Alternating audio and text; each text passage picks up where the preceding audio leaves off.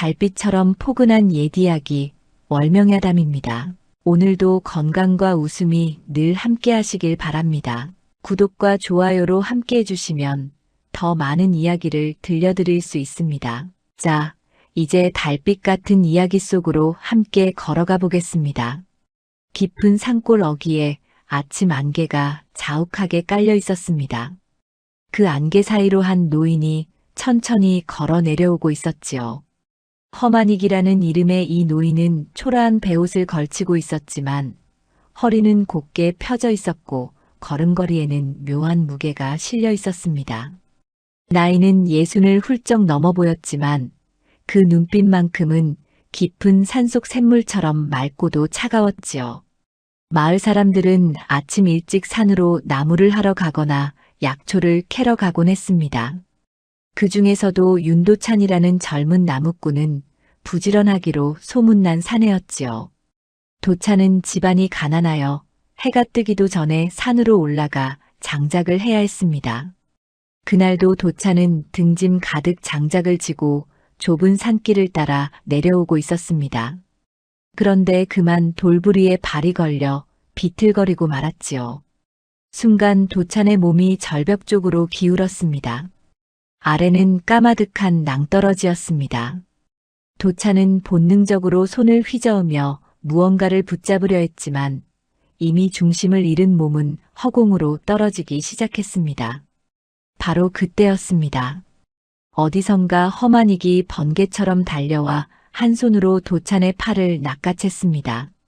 그 힘이 얼마나 강한지 장작 보따리를 잔뜩 짊어진 도찬의 몸이 단숨에 안전한 길 위로 끌려 올라왔지요.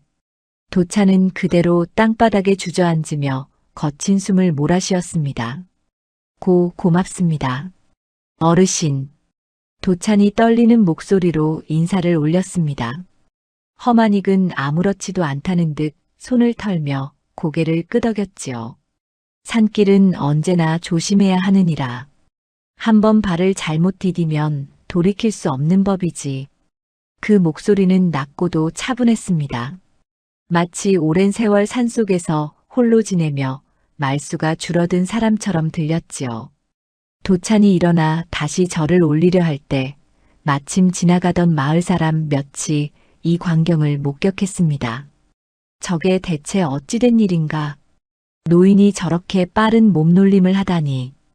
도찬이가 짐을 잔뜩 짊어진 채로 떨어지려던 걸 한 손으로 끌어올리셨다네. 사람들은 수군거리기 시작했습니다. 허마닉은 그들의 시선을 느끼면서도 아무런 내색 없이 산길을 따라 천천히 마을 쪽으로 내려갔지요. 마을 어귀에 다다르자 장터 근처에서 물건을 팔던 아낙네 하나가 다가와 물었습니다. 어르신, 어디서 오셨습니까?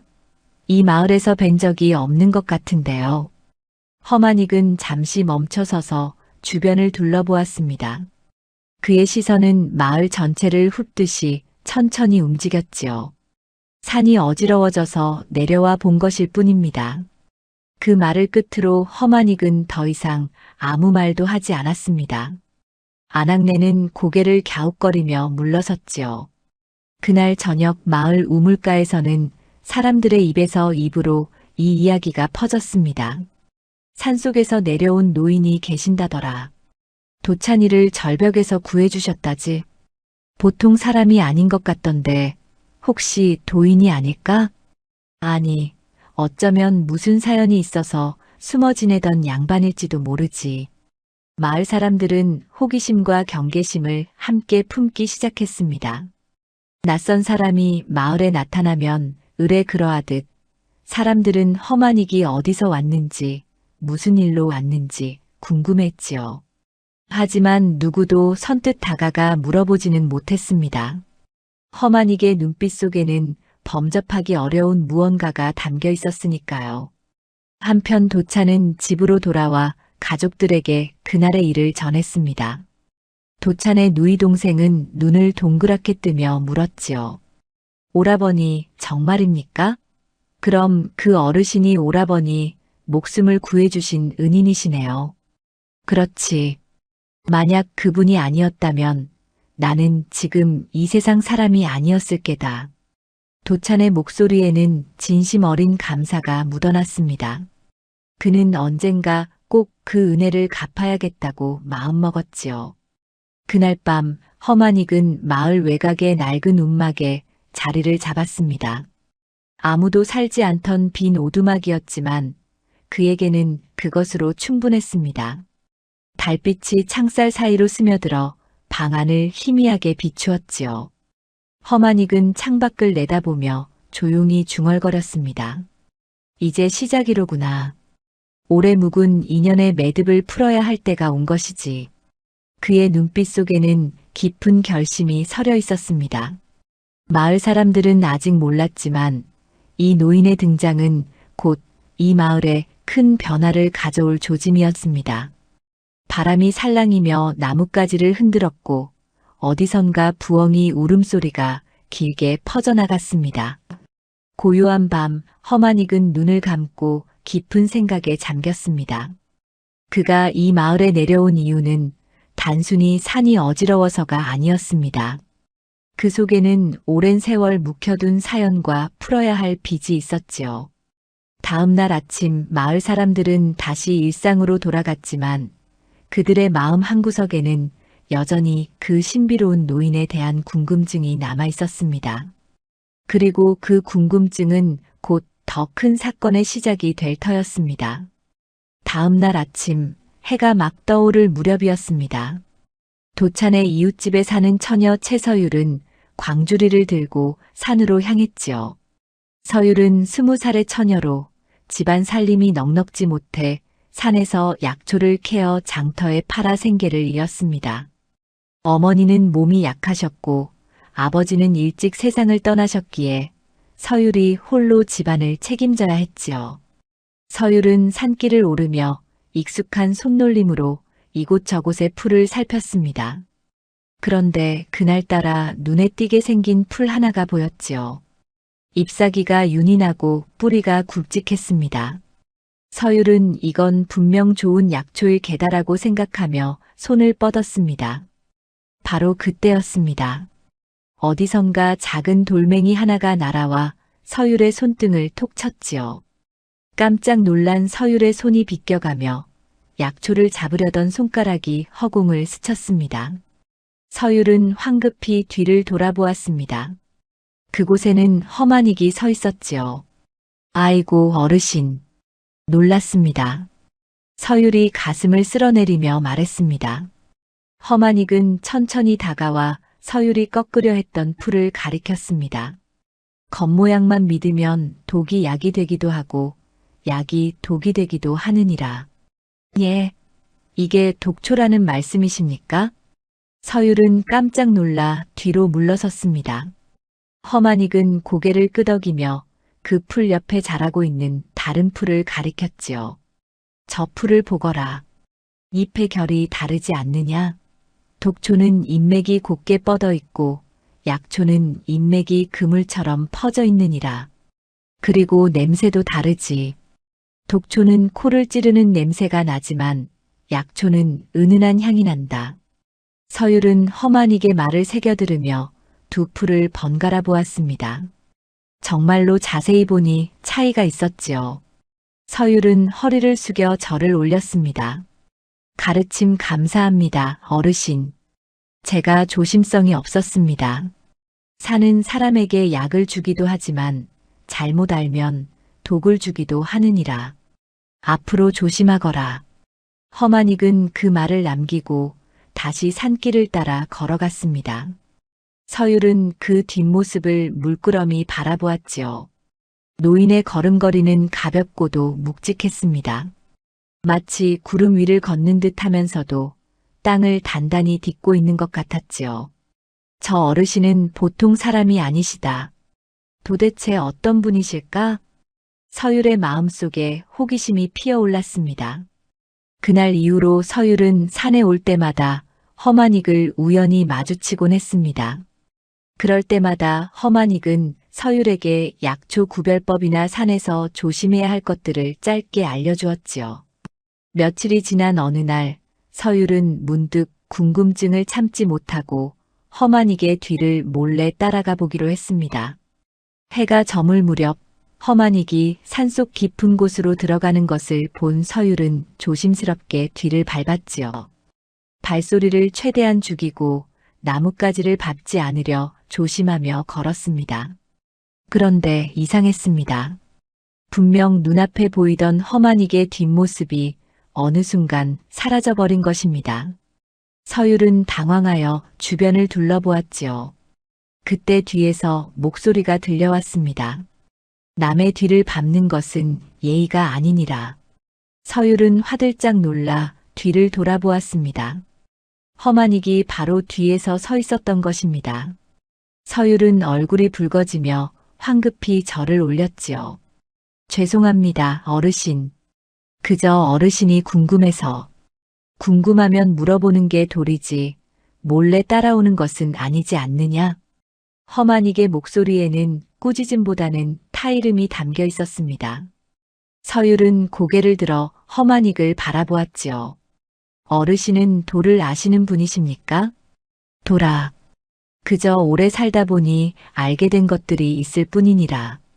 그럼 어르신은 어디서 오셨습니까? 왜 이 마을에 오신 겁니까? 서율의 물음에 허만익은 잠시 침묵했습니다. 그의 눈빛이 깊어지더니 이내 고개를 돌려 산 아래 마을을 바라보았지요. 인연이란 참 묘한 것이니라. 끊어진 듯해도 이어져 있고 멀어진 듯해도 가까이 있지. 나는 오래전에 잊었던 인연을 찾아 이곳에 온 것이다. 인연이요? 그렇다. 때가 되면 알게 될 것이니 지금은 묻지 말거라. 허만익은 더 이상 말하지 않았습니다. 서율도 더 묻지 못하고 그저 고개를 숙였지요. 허만익은 서율을 향해 말했습니다. 이제 집으로 돌아가거라. 해가 지면 산길은 위험하니라. 예, 어르신. 조심해서 가시옵소서. 서율은 허리를 숙여 인사를 하고 산을 내려갔습니다. 하지만 마음속에는 여전히 의문이 가득했지요. 저 어르신은 어떤 인연을 찾아오신 걸까? 혹시 이 마을 누군가와 관계가 있으신 건 아닐까? 그날 밤 서율은 잠자리에 누워서도 계속 허만익의 얼굴과 말을 떠올렸습니다. 노인의 눈빛 속에는 깊은 슬픔과 함께 무언가를 반드시 이루고야 말겠다는 굳은 의지가 담겨 있었지요. 서율은 나도 모르게 큰일에 휘말린 건 아닐까 하는 생각이 들었지만 한편으로는 그 노인이 결코 나쁜 사람은 아니라는 확신도 들었습니다. 다음 날 아침 서율은 우물가에서 도찬을 만났습니다. 도찬도 허만익에 대해 궁금해하고 있었지요. 서율아, 너도 그 어르신을 자주 뵙는다며? 예, 오라버니. 산에서 가끔 뵙습니다. 어르신께서 약초 구별하는 법을 가르쳐 주시더군요. 나도 그 어르신 덕에 목숨을 건졌지. 정말 예사분이 아니신 것 같아. 두 사람은 서로 고개를 끄덕이며 공감했습니다. 그들은 아직 몰랐습니다. 이 노인의 등장이 마을 전체에 얼마나 큰 파문을 일으킬지 말입니다. 이 마을에는 방지연이라는 지주가 살고 있었습니다. 지연은 마을에서 가장 큰 기와집에 살며 산과 논밭은 물론이고 마을 어귀의 샘물까지 거의 모든 것을 소나기에 쥐고 있었지요. 그의 집 대문은 3칸이나 되었고 마당에는 언제나 하인들이 분주하게 오갔습니다. 지연의 힘은 막강했습니다. 산에서 나는 약초를 캐려 해도 나무를 하러 가려 해도 모두 지연의 허락을 받아야 했지요. 만약 허락 없이 산에 들어갔다가 들키면 지연의 사내들에게 끌려가 매를 맞거나 벌금을 물어야 했습니다. 여보게들, 저 산은 내 땅이라네. 내 땅에서 나는 것은 모두 내 것이지. 함부로 들어왔다가는 크게 다칠 줄 알게. 지연은 늘 이렇게 말하며 마을 사람들을 위협했습니다. 사람들은 분하고 억울했지만 지연에게 맞설 힘이 없었지요. 게다가 지연은 빚을 미끼로 농민들의 땅을 조금씩 빼앗아 왔습니다. 흉년이 들거나 집안에 우환이 생기면 사람들은 어쩔 수 없이 지연에게 돈을 꾸어야 했습니다. 그러면 지연은 높은 이자를 매겨 빚을 갚지 못하게 만들고 결국 논밭을 빼앗아 갔지요. 윤도찬의 집안도 그렇게 땅을 잃었습니다. 몇 해 전 도찬의 아버지가 병을 얻어 급히 돈이 필요했을 때 지연에게 돈을 빌렸지요. 하지만 이자가 눈덩이처럼 불어나 결국 집과 밭을 모두 내주어야 했습니다. 그 뒤로 도찬의 가족은 산으로 나무를 하러 다니며 겨우겨우 입에 풀칠을 하는 신세가 되었지요. 마을 사람들은 지연을 두려워하면서도 속으로는 이를 갈았습니다. 하지만 감히 맞서는 사람은 없었지요. 지연은 관아의 아전들과도 가까이 지내며 힘을 키워왔기 때문입니다. 그런데 최근 들어 지연의 마음이 편치 않았습니다. 마을에 갑자기 나타난 허만익이라는 노인 때문이었지요. 처음에는 그저 지나가는 거지 노인쯤으로 여겼는데 마을 사람들 사이에서 노인에 대한 소문이 자꾸 퍼져나갔습니다. 그 어르신이 도찬이를 절벽에서 구해주셨다더라. 한 손으로 사람을 번쩍 들어 올리시다니 보통 분이 아니신 게 틀림없어. 혹시 무슨 내력이 있으신 양반이 아닐까? 지연은 이런 소문을 듣고 점점 불안해졌습니다. 자신의 지배를 흔들 만한 인물이 나타난 것은 아닌가 하는 의심이 들었지요. 그래서 지연은 자신의 수하들을 불러 명령했습니다. 그 노인이 누구인지 어디서 왔는지 알아보거라. 그리고 무슨 목적으로 이 마을에 온 것인지도 빠짐없이 조사하라. 예, 나리. 당장 알아보겠습니다. 수하들은 곧바로 움직였습니다. 그들은 허만익이 묵고 있는 낡은 움막 주변을 살피고 노인이 가는 곳마다 뒤를 밟았지요. 하지만 이상한 일이 벌어졌습니다. 분명 노인의 뒤를 따라갔는데 어느 순간 노인의 모습이 감쪽같이 사라져버리는 것이었습니다. 이상하다. 분명 저 앞에 계셨는데 산 안개가 자욱해져서 그런가. 도무지 찾을 수가 없네. 수하들은 며칠을 뒤쫓았지만 번번이 허탕만 쳤습니다. 허만익은 일부러 평범한 노인처럼 보이면서도 산의 지형과 안개, 나무 그림자를 이용해 그들을 따돌렸던 것입니다. 때로는 좁은 산길로 유인해서 길을 잃게 만들기도 했지요. 며칠 뒤 수하들이 지연에게 돌아와 보고했습니다. 나리, 그 노인은 보통 사람이 아닙니다. 우리가 아무리 뒤를 밟아도 감쪽같이 사라져버립니다. 마치 귀신처럼 말입니다. 지연의 얼굴이 굳어졌습니다. 그는 손에 쥔 부채를 탁 접으며 중얼거렸지요. 예사 인물이 아니라는 뜻이로군. 더욱 조심해야겠다. 지연은 수하들에게 다시 명령했습니다. 더 신중하게 움직이거라. 그리고 그 노인이 누구와 가까이 지내는지도 살펴보라. 마을 사람들 중에서 노인과 자주 만나는 자가 있으면 나에게 알려라. 알겠습니다, 나리. 수하들이 물러가자 지연은 홀로 사랑방에 앉아 깊은 생각에 잠겼습니다. 그의 머릿속에는 온갖 의심이 꼬리를 물었지요. 저 노인이 혹시 내 과거를 알고 찾아온 것은 아닐까? 아니면 내 재산을 노리고 온 것일까? 아니면 관아에서 보낸 밀정일까? 지연의 불안은 날이 갈수록 커져만 갔습니다. 그는 자신이 지금까지 쌓아온 부와 권력을 잃을까 봐 두려웠지요. 그래서 더욱 허만익을 경계했습니다. 한편 허만익은 이 모든 것을 알고 있었습니다. 자신을 뒤쫓는 수하들의 발소리, 숨소리, 그리고 그들이 감추고 있는 의도까지 모두 읽어내고 있었지요. 하지만 허만익은 아직 움직이지 않았습니다. 때가 아니었기 때문입니다. 어느 날 저녁 허만익은 움막 앞에 앉아 하늘을 올려다보았습니다. 별이 총총히 떠있는 밤하늘이었지요. 그는 조용히 중얼거렸습니다. 오래 묵은 빚은 반드시 갚아야 하는 법. 하지만 서두르면 안 되지. 모든 것은 때가 있는 것이니라. 그의 눈빛 속에는 깊은 결의가 담겨 있었습니다. 마을 사람들은 아직 몰랐지만 허마닉과 지연 사이에는 오래전부터 얽힌 인연이 있었습니다. 그리고 그 인연은 곧 드러날 터였지요. 바람이 불어와 허마닉의 흰 머리카락을 흩날렸습니다. 노인은 조용히 눈을 감고 깊은 숨을 내쉬었습니다. 이제 곧 모든 것이 시작될 것이었습니다. 며칠이 지난 어느 날 오후였습니다. 도차는 여느 때처럼 산으로 나무를 하러 갔습니다. 하늘은 맑았고 바람은 선선했지요. 도차는 도끼를 들고 산길을 오르며 생각에 잠겼습니다. 요즘 들어 나리께서 산에서 나무하는 것도 트집을 잡으시더니 언제까지 이렇게 살아야 하나. 도찬이 산속 깊은 곳까지 들어가 나무를 찢고 있을 때였습니다. 갑자기 덤불 사이에서 으르렁거리는 소리가 들려왔지요.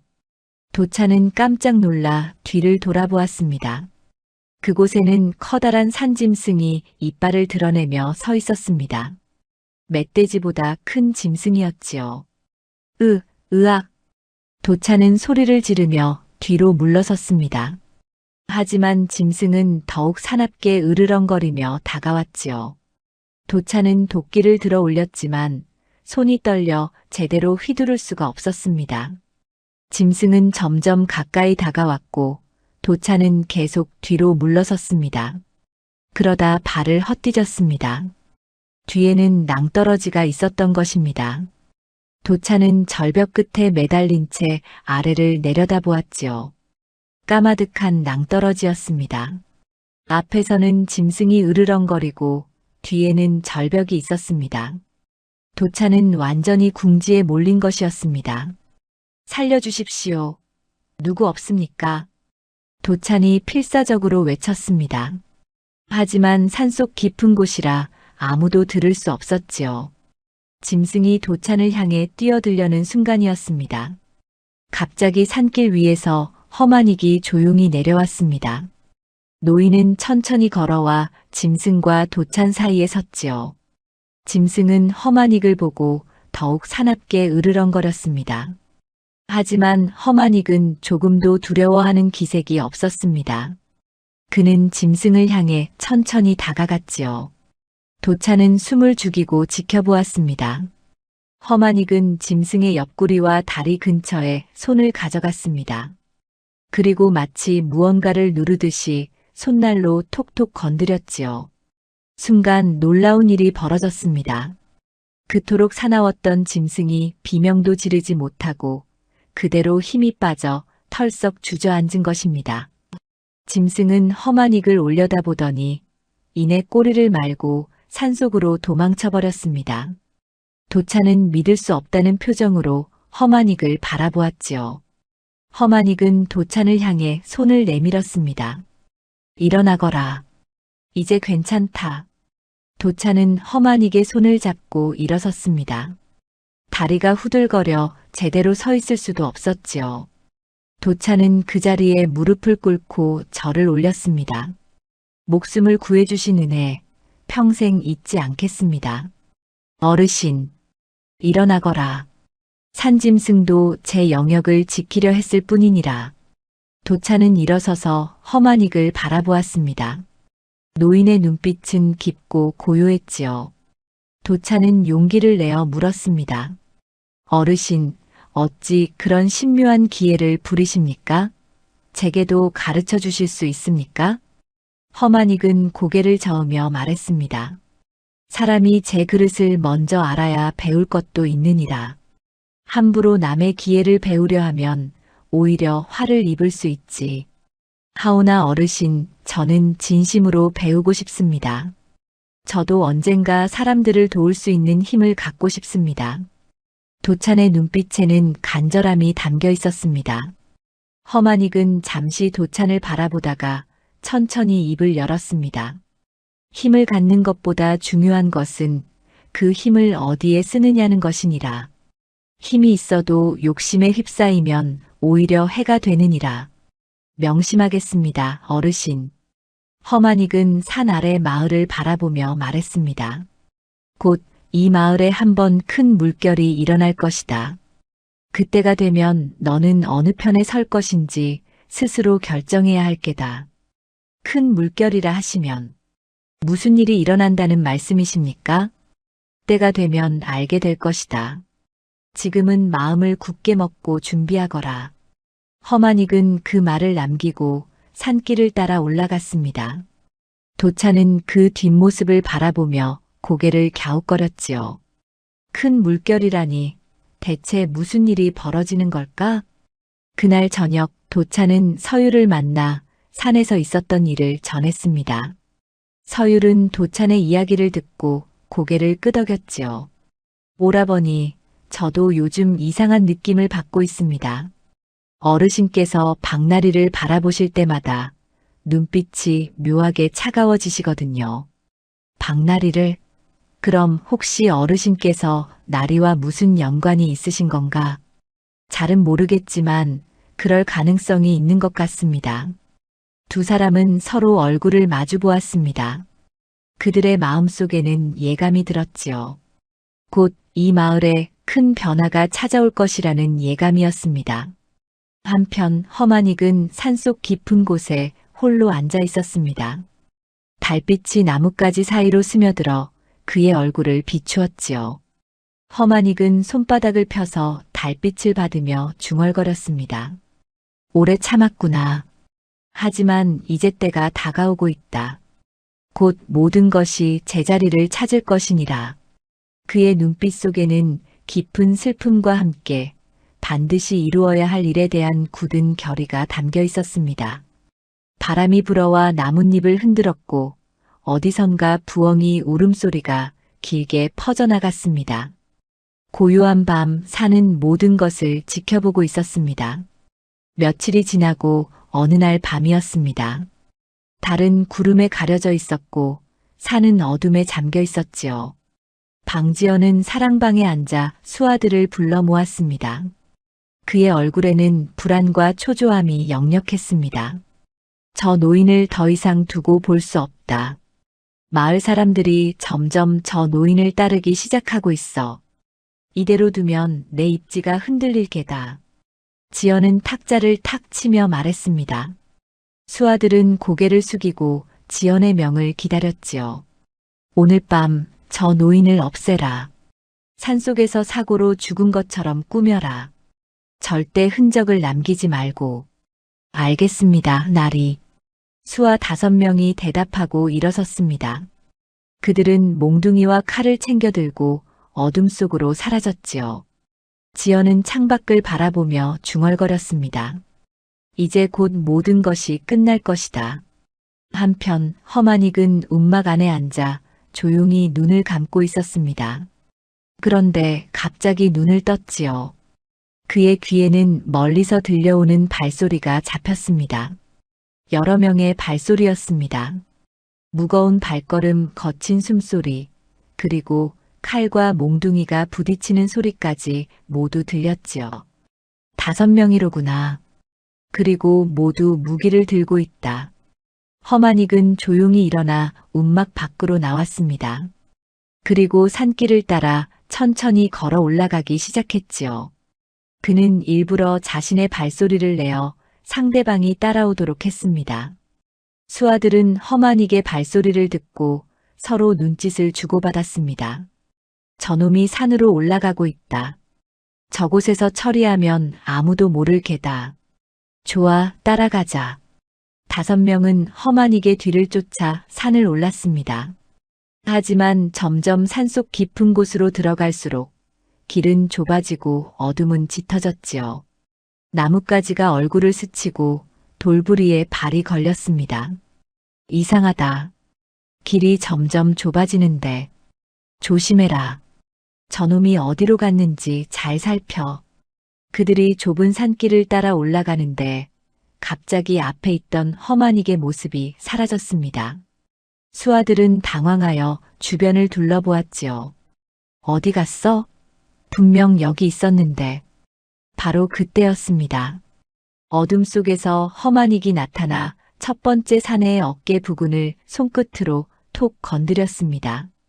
사내는 비명도 지르지 못하고 그대로 힘이 빠져 쓰러졌지요. 다른 사내들이 놀라 칼을 휘둘렀지만 어둠 속에서는 허만익의 모습을 제대로 볼 수조차 없었습니다. 허만익은 나뭇가지 사이를 스치듯 움직이며 두 번째, 세 번째 사내의 경락을 눌렀습니다. 사내들은 하나둘씩 힘을 잃고 바닥에 쓰러졌지요. 남은 두 명은 겁에 질려 뒤로 물러섰습니다. 이게 무슨 귀신 같은 짓이냐. 도망쳐야 해. 하지만 허만익은 이미 그들 앞을 막아서고 있었습니다. 달빛이 구름 사이로 비치며 허만익의 얼굴을 비쳤지요. 그의 눈빛은 차갑지만 분노는 없었습니다. 그저 깊은 슬픔과 연민이 담겨 있었습니다. 너희를 보내는 자에게 전하거라. 허만익이 조용히 말했습니다. 이 산은 사람의 욕심을 오래 두고 보지 않는다고. 그리고 빚은 반드시 갚아야 하는 법이라고. 허만익은 나머지 두 사내의 다리 힘줄만 살짝 빼서 쓰러뜨렸습니다. 5명 모두 바닥에 널브러져 있었지만 목숨에는 지장이 없었지요. 허만익은 그들을 내려다보며 다시 말했습니다. 죽이지 않은 것은 너희에게도 가족이 있을 것이기 때문이다. 하지만 다음에 또 이런 짓을 한다면 그때는 용서하지 않을 것이니라. 사내들은 땅바닥에 엎드린 채 벌벌 떨기만 했습니다. 허만익은 그들을 남겨두고 산길을 따라 내려갔습니다. 다음 날 아침 비틀거리며 돌아온 수아들을 본 지연은 크게 놀랐습니다. 그들은 온몸이 멍투성이었고 제대로 걷지도 못했지요. 무슨 일이냐? 대체 어찌 된 게냐? 지연이 소리를 질렀습니다. 수아 중 하나가 떨리는 목소리로 대답했습니다. 나리, 저 노인은 보통 사람이 아닙니다. 우리가 덤볐지만 손도 대지 못하고 모두 쓰러졌습니다. 뭐라고? 5이나 되는 너희가 노인 하나를 당하지 못했단 말이냐? 송구합니다, 나리. 하오나 저 노인은 귀신 같은 솜씨를 지니고 계셨습니다. 어둠 속에서 우리를 마음대로 주무르셨습니다. 지연의 얼굴이 창백해졌습니다. 그는 이제 확신했지요. 저 노인은 결코 평범한 사람이 아니라는 것을, 그리고 어쩌면 자신을 노리고 온 것일 수도 있다는 것을 말입니다. 물러가 있거라. 내가 다시 생각해 보겠다. 수아들이 물러가자 지연은 사랑방에 홀로 앉아 깊은 생각에 잠겼습니다. 그의 가슴 속에는 두려움과 의심이 자라나고 있었지요. 한편 이 소문은 곧 마을에 퍼졌습니다. 서율은 우물가에서 이 이야기를 듣고 도찬을 찾아갔습니다. 오라버니, 들으셨습니까? 어젯밤 나리의 사내들이 어르신을 해치려 했다가 오히려 당했다고 합니다. 그래, 나도 들었다. 하지만 어르신께서 그들을 모두 살려보내셨다지. 예, 그렇다고 합니다. 죽일 수도 있었는데 일부러 살려보내셨다고요. 서율의 눈빛이 빛났습니다. 오라버니, 이제 알겠습니다. 어르신은 원한을 풀러 오신 게 아닙니다. 빚을 정리하러 오신 거예요. 빚을 정리한다니? 예, 나리께서 어르신께 진 빚이 있는 것 같습니다. 그 빚을 갚게 하려고 오신 거예요. 도찬은 고개를 끄덕였습니다. 그들은 이제 조금씩 진실에 다가가고 있었습니다. 그리고 곧 모든 것이 밝혀질 것이라는 예감이 들었지요. 며칠이 지난 어느 날 오후였습니다. 도찬은 허만익이 묵고 있는 움막 근처를 지나다가 바닥에 떨어진 종이 쪽지 하나를 발견했습니다. 바람에 날려 떨어진 것 같았지요. 도찬은 그것을 주워들었는데 펼쳐보니 오래된 글씨들이 적혀 있었습니다. 종이에는 여러 이름이 적혀 있었는데 그 중에서도 방지연 집안이라는 글자가 도찬의 눈에 들어왔습니다. 도찬은 깜짝 놀라 다시 한번 종이를 자세히 들여다보았지요. 그 옆에는 한양의원, 모함, 가족 같은 단어들이 흐릿하게 적혀 있었습니다. 이게 대체 무슨 뜻일까? 어르신께서 박나리 집안과 무슨 연관이 있으신 건가? 도차는 종이를 들고 고민하다가 서율을 찾아가기로 했습니다. 서율은 집 앞마당에서 빨래를 하고 있었지요. 서율아, 이것 좀 봐. 도찬이 종이를 내밀자 서율은 손을 닫고 받아들었습니다. 그녀도 종이를 읽어보고는 얼굴빛이 변했지요. 오라버니, 이건 어르신께서 박나리 집안과 무슨 관계가 있으신 것 같아. 우리 함께 여쭤보는 게 어떨까? 그렇게 합시다. 이제는 진실을 알아야 할 때인 것 같습니다. 두 사람은 해질 무렵 허만익을 찾아갔습니다. 허만익은 움막 앞에 앉아 멀리 산을 바라보고 있었지요. 도찬과 서율이 다가오는 발소리를 듣고 고개를 돌렸습니다. 어르신 찾아뵙습니다. 무슨 일로 왔느냐? 허만익의 목소리는 여전히 잔잔했습니다. 도찬은 종이 쪽지를 꺼내어 조심스럽게 내밀었지요. 어르신, 이것이 바람에 날려 떨어져 있기에 주었습니다. 혹시 어르신 것이 아니신지. 허만익은 종이를 받아들고 잠시 바라보았습니다. 그의 눈빛이 깊어지더니 긴 한숨을 내쉬었지요. 이제 때가 된 모양이구나. 어르신, 혹시 박나리와 무슨 일이 있으셨습니까? 서율이 조심스럽게 물었습니다. 허만익은 고개를 들어 노을이 지는 하늘을 바라보았습니다. 한참을 침묵하던 그가 드디어 입을 열었습니다. 앉아라. 오래된 이야기를 해주마. 도찬과 서율은 허만익 앞에 앉았습니다. 허만익은 천천히 이야기를 시작했지요. 나는 예전에 한양에서 의원으로 살았느니라. 이름난 의원이었지. 많은 사람을 살렸고 임금께서도 내 이름을 아실 정도였다. 그런데 어찌하여 이런 산꼴에. 기다려라. 이야기는 아직 끝나지 않았다. 허만익은 계속 말을 이었습니다. 방지연의 아버지도 의원이었느니라. 하지만 그는 욕심이 많은 사람이었지. 환자를 돈벌이 수단으로만 여겼고 거짓 처방으로 사람들을 속였다. 도찬과 서율은 숨을 죽이고 들었습니다. 어느 날 양반집 도령 하나가 병에 걸렸느니라. 방지연의 아버지가 잘못된 약을 지어주었고 그 도령은 결국 목숨을 잃었지. 나는 그 사실을 알고 관아에 고발하려 했다. 허만익의 목소리가 떨렸습니다. 하지만 방지연의 아버지는 먼저 손을 썼느니라. 나를 모함하여 도령을 죽인 자가 나라고 꾸몄지. 권세 있는 집안과 손을 잡고 거짓 증인들을 세웠다. 그럼 어르신께서는 나는 역적으로 몰렸고 내 가족과 제자들은 모두 해를 입었느니라. 아내는 충격을 받고 세상을 떠났고 어린 딸은 병을 얻어 죽었지. 내 제자들도 뿔뿔이 흩어졌다. 허만익의 눈가에 눈물이 맺혔습니다. 서율도 눈시울이 붉어졌지요. 나는 죽을 고비를 넘기고 간신히 도망쳤느니라.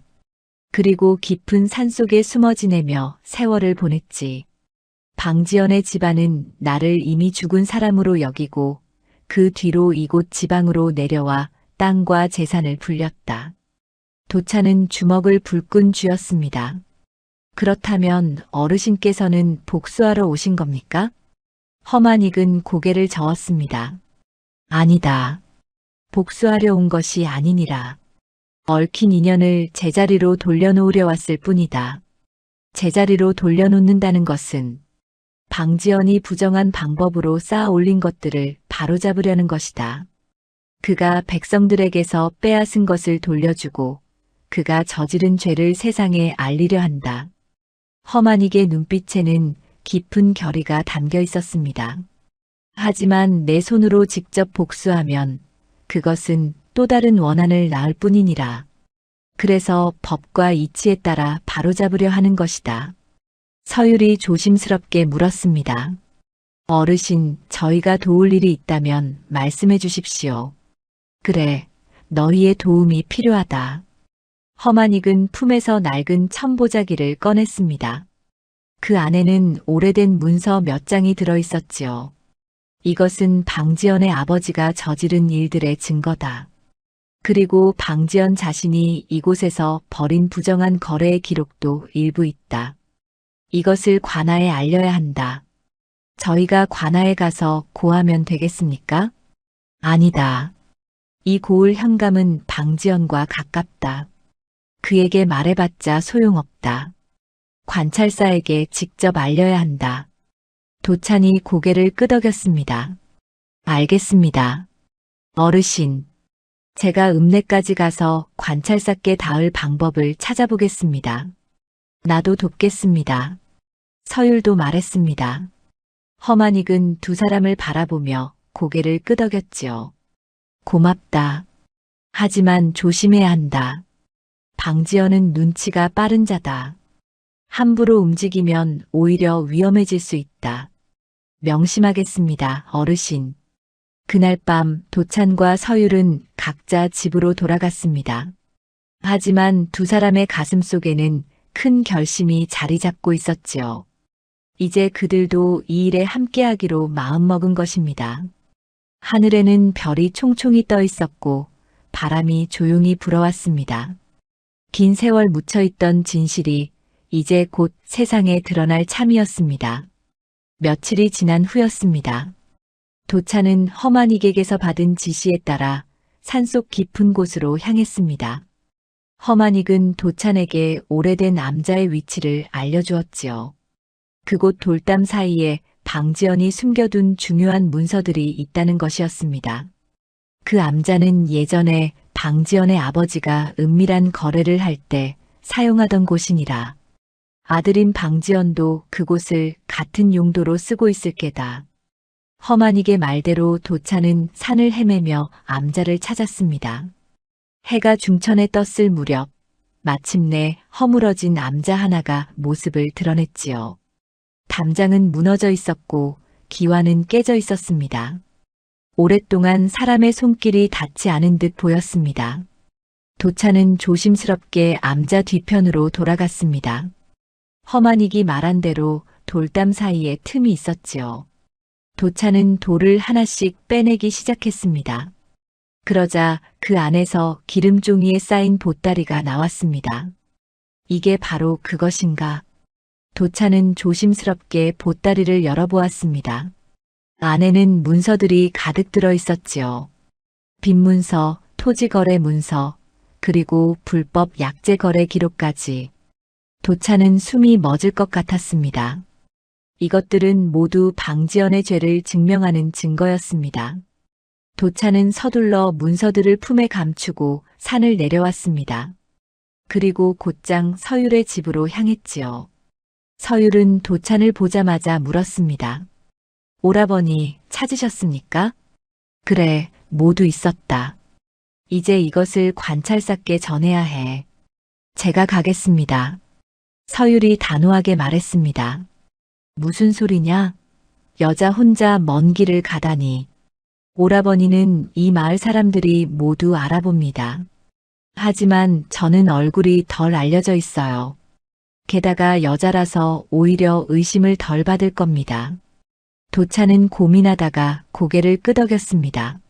서율의 말이 옳았기 때문입니다. 알겠다. 하지만 조심해야 한다. 절대 들키면 안 돼. 걱정 마세요, 오라버니.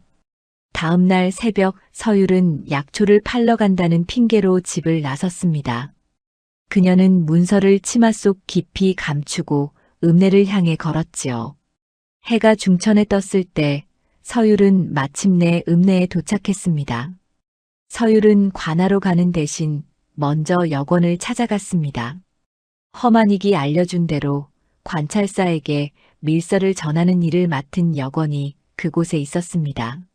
서율은 조심스럽게 여권을 찾아가 물었지요. 혹시 관찰사 어른께 급한 문서를 전할 수 있습니까? 여권은 서율을 위아래로 훑어보았습니다. 무슨 문서인데? 백성들의 억울한 사정을 담은 것입니다. 반드시 관찰사 어른께서 보셔야 합니다. 서율의 눈빛이 진지했습니다. 여권은 잠시 고민하다가 고개를 끄덕였지요. 좋다. 내가 전하겠다. 하지만 만약 이것이 헛된 내용이라면 너도 벌을 받을 줄 알아라. 각오하고 있습니다. 서율은 문서를 여권에게 건넸습니다. 여권은 문서를 받아 품에 넣었지요. 서율은 깊게 절을 올리고 여권을 떠났습니다. 이제 모든 것은 관찰사의 손에 달려 있었습니다. 며칠 뒤 관찰사는 문서를 받아보았습니다. 처음에는 대수롭지 않게 여기며 펼쳐보았는데 읽으면 읽을수록 표정이 굳어졌지요. 문서에는 방지연이 저지른 온갖 부정한 일들이 낱낱이 기록되어 있었습니다. 백성들에게서 부당하게 빼앗은 땅 높은 이자를 매긴 빈문서, 그리고 금지된 약재를 몰래 거래한 기록까지. 관찰사는 탁자를 탁 치며 소리쳤습니다. 이런 몹쓸 짓을 저질러 왔다니 당장 조사하라. 관찰사는 즉시 신복인 관리를 불러 은밀히 지시를 내렸습니다. 현감에게는 알리지 말고 직접 관군을 보내어 방지연의 집을 수색하라는 명이었지요. 며칠 뒤 한밤중에 관군이 방지연의 집을 포위했습니다. 지연은 잠에서 깨어 밖에 소란에 놀라 뛰쳐나왔지요. 무슨 일이냐? 한밤중에 이게 무슨 짓이냐? 관군의 우두머리가 나서며 말했습니다. 관찰사 어른의 명에 따라 수색을 하러 왔다. 얌전히 있으면 해를 끼치지 않을 것이다. 관찰사의 명이라니. 이게 대체 무슨... 지연의 얼굴이 창백해졌습니다. 그는 문득 깨달았지요. 자신의 비밀이 들통난 것입니다. 지연은 황급히 도망치려 했지만 이미 집은 완전히 포위되어 있었습니다. 관군은 집안 곳곳을 뒤지기 시작했습니다. 그리고 사랑방 벽장 안에서 숨겨진 장부들을 발견했지요. 거기에는 더 많은 부정거래 기록이 적혀 있었습니다. 뿐만 아니라 마루 밑에서는 금덩이와 은자까지 쏟아져 나왔습니다. 이것들은 모두 어디서 난 것이냐? 그것은... 지연은 말을 더듬었습니다. 변명할 여지가 없었지요. 관군의 우두머리가 소리쳤습니다. 관찰사 어른의 명에 따라 수색을 진행한다. 방지연, 내가 저지른 죄는 이제 낱낱이 밝혀질 것이다. 지연은 그 자리에 주저앉았습니다. 그의 얼굴에는 절망이 가득했지요. 관군은 지연의 손에 포승줄을 묶고 끌고 갔습니다. 새벽녘 마을 사람들은 지연이 포승줄에 묶여 끌려가는 모습을 보았습니다. 그토록 높았던 지연의 위세가 한순간에 무너진 것이었지요. 사람들은 속으로 쾌재를 불렀지만 한편으로는 허망함도 느꼈습니다. 저런 날이 올 줄 누가 알았겠나. 하늘이 무심하지 않구나. 도찬과 서율은 멀리서 그 광경을 지켜보았습니다. 서율이 조용히 말했지요. 오라버니, 이제 시작입니다. 진실이 밝혀지고 있어요. 그래, 어르신 덕분이다. 두 사람은 서로 고개를 끄덕이며 미소를 지었습니다. 긴 세월 묻혀있던 진실이 드디어 세상에 드러나고 있었습니다. 그리고 이제 마을에는 새로운 날이 밝아오고 있었습니다. 방지연이 관아에 끌려간 뒤 관찰사와 암행어사의 조사가 시작되었습니다. 며칠 동안 조사가 이어지면서 지연 집안의 죄가 하나씩 드러났지요. 부당하게 빼앗은 땅, 불법으로 거래한 약재, 거짓으로 꾸민 빈문서들이 모두 밝혀졌습니다. 관찰사는 엄중한 판결을 내렸습니다. 지연은 유배형에 처해졌고 그가 부정하게 모은 재산은 몰수되었지요. 그리고 지연이 백성들에게서 빼앗아간 논밭은 다시 조사하여 원래 주인들에게 조금씩 돌려주게 되었습니다. 또한 산길과 샘물도 모두 마을 사람들이 함께 쓸 수 있는 곳이 되었습니다. 더 이상 누구의 허락도 필요 없었지요. 마을에는 서서히 평온이 찾아왔습니다. 사람들의 얼굴에는 오랜만에 환한 미소가 피어났습니다. 이제야 제대로 살 수 있게 되었구먼. 하늘이 우리 편이셨어. 도찬의 집안도 예전에 빼앗겼던 땅 일부를 돌려받았습니다. 도찬의 어머니는 기쁨에 눈물을 흘렸지요. 도찬아, 이제 우리도 다시 농사를 지을 수 있겠구나. 예, 어머니. 모두 어르신 덕분입니다. 마을에 평화가 찾아온 어느 날 새벽이었습니다. 도찬은 일찍 일어나 산으로 향했습니다. 허만익에게 감사 인사를 드리고 싶었기 때문입니다. 하지만 움막에 도착하자 이상한 기운이 느껴졌지요. 문이 열려 있었고 안은 텅 비어 있었습니다. 허만익이 쓰던 물건들도 모두 사라져 있었지요. 도찬은 급히 주변을 둘러보았지만 허만익의 흔적은 어디에도 없었습니다. 어르신께서 떠나신 건가? 도찬은 서둘러 산길을 따라 올라가기 시작했습니다. 그러다 멀리서 허만익의 뒷모습이 보였지요. 노인은 천천히 산을 오르고 있었습니다. 도찬은 숨을 헐떡이며 달려갔습니다. 어르신, 어르신. 허만익이 걸음을 멈추고 뒤를 돌아보았습니다. 도찬이 허겁지겁 다가와 말했지요. 어르신, 어디 가십니까? 왜 떠나시려 합니까? 내가 할 일은 끝났느니라.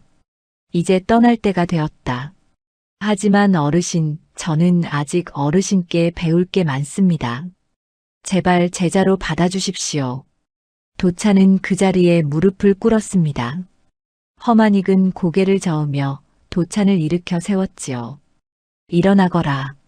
나는 인연이 어지러운 곳을 반듯하게 세우러 왔을 뿐, 한 곳에 뿌리 내리러 온 사람은 아니다.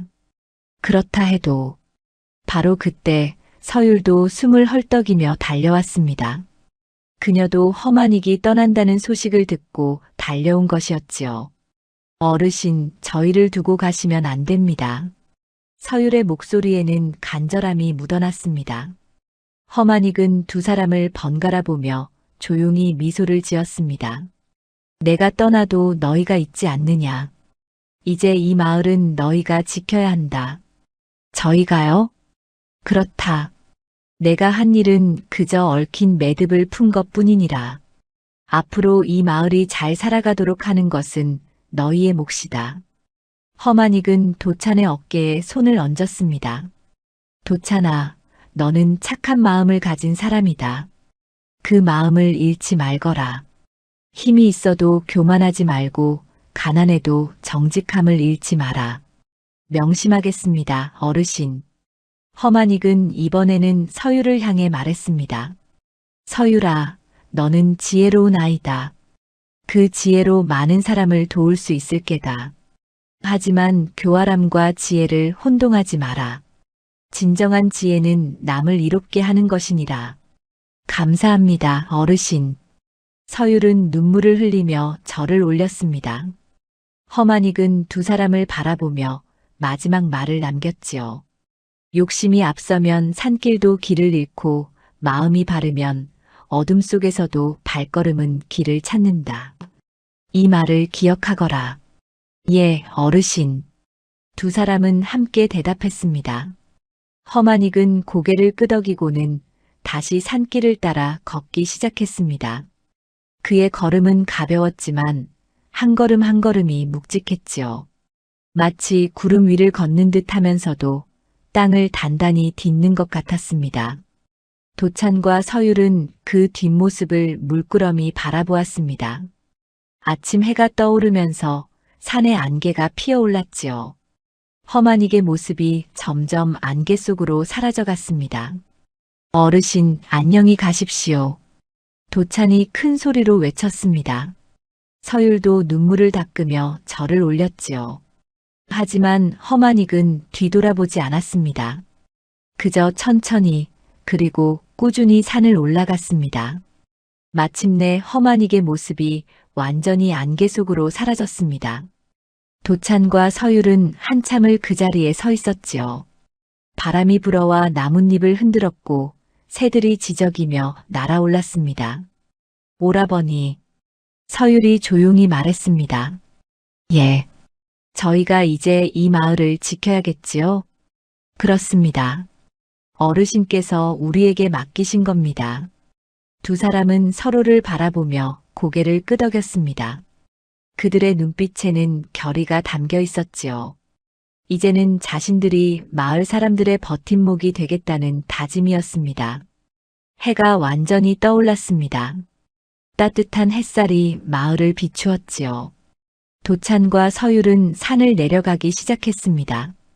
그들 뒤로는 밝은 햇빛이 가득했고 앞으로는 마을이 평화롭게 펼쳐져 있었습니다. 마을 사람들은 이제 자유롭게 산에 오르고 샘물을 길었습니다. 아이들은 웃으며 뛰어놀았고 어른들은 안심하며 농사를 지었지요. 방지연이라는 그림자가 사라지고 마을에는 진정한 평화가 찾아온 것입니다. 도찬과 서율은 마을 어귀에서 멈춰 섰습니다. 그들은 마을을 바라보며 조용히 미소를 지었지요. 비록 허만익은 떠났지만 그가 남긴 가르침은 여전히 마음속에 남아 있었습니다. 오라버니, 우리 최선을 다합시다.